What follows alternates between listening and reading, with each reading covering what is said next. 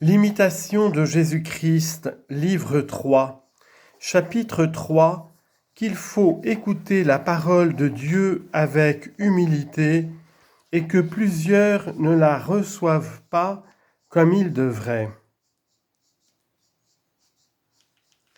Jésus-Christ, mon Fils, écoutez mes paroles pleines de douceur et qui surpassent toute la science des philosophes et des sages du monde.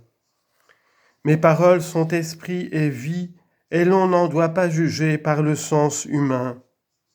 Il ne faut pas en tirer une vaine complaisance, mais les écouter en silence et les recevoir avec une humilité profonde et un ardent amour.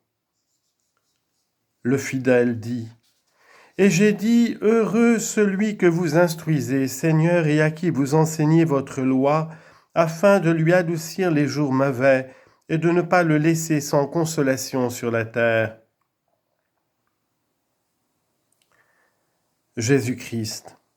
C'est moi qui ai, dès le commencement, instruit les prophètes, dit le Seigneur, et jusqu'à présent même, je ne cesse point de parler à tous, mais plusieurs sont endurcis et sourds à ma voix.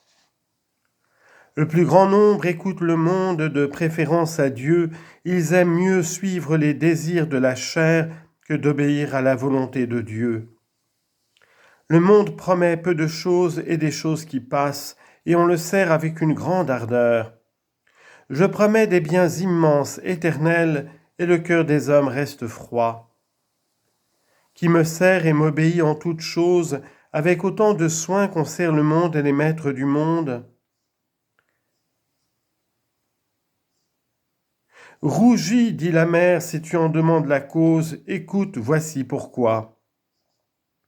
Pour un petit ouvrage, on entreprend une longue route, et pour la vie éternelle, à peine en trouverait-on qui veuille faire un pas.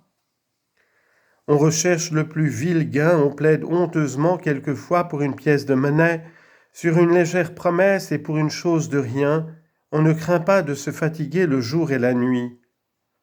Mais, ô honte, pour un bien immuable, pour une récompense infinie, pour un bonheur suprême et une gloire sans fin, on ne saurait se résoudre à la moindre fatigue. Serviteur paresseux et toujours murmurant, rougis donc de ce qu'il y ait des hommes plus ardents à leur perte que tu ne l'es à te sauver, et pour qui la vanité a plus d'attrait que n'en a pour toi la vérité. Et cependant, ils sont souvent abusés par leurs espérances, tandis que ma promesse ne trompe point et que jamais je ne me refuse à celui qui se confie en moi. Ce que j'ai promis, je le donnerai, ce que j'ai dit, je l'accomplirai, si toutefois l'on demeure avec fidélité dans mon amour jusqu'à la fin. C'est moi qui récompense les bons et qui éprouve fortement les justes. Gravez mes paroles en votre cœur et méditez-les profondément, car à l'heure de la tentation, elles vous seront très nécessaires. Ce que vous n'entendez pas en le lisant, vous le comprendrez au jour de ma visite. J'ai coutume de visiter mes élus de deux manières, par la tentation et la consolation, et tous les jours je leur donne deux leçons, l'une en les reprenant de leurs défauts, l'autre en les exhortant à avancer dans la vertu.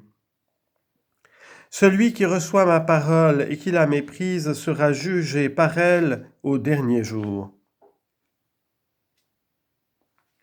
Prière pour demander la grâce de la dévotion. Le fidèle.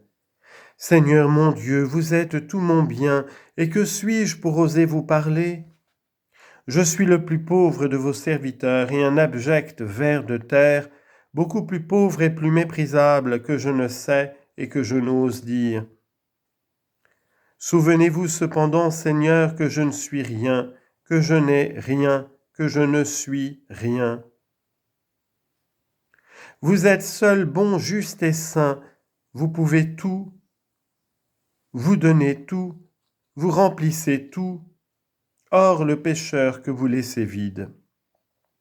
Souvenez-vous de vos miséricordes et remplissez mon cœur de votre grâce, vous qui ne voulez point qu'aucun de vos ouvrages demeure vide.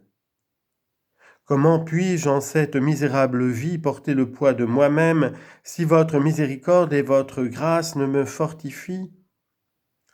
Ne détournez pas de moi votre visage, ne différez pas à me visiter, ne me retirez pas votre consolation, de peur que, privé de vous, mon âme ne devienne comme une terre sans eau. Seigneur, apprenez-moi à faire votre volonté, apprenez-moi à vivre d'une vie humble et digne de vous, car vous êtes ma sagesse. Vous me connaissez dans la vérité, et vous m'avez connu avant que je fusse au monde, et avant même que le monde fût.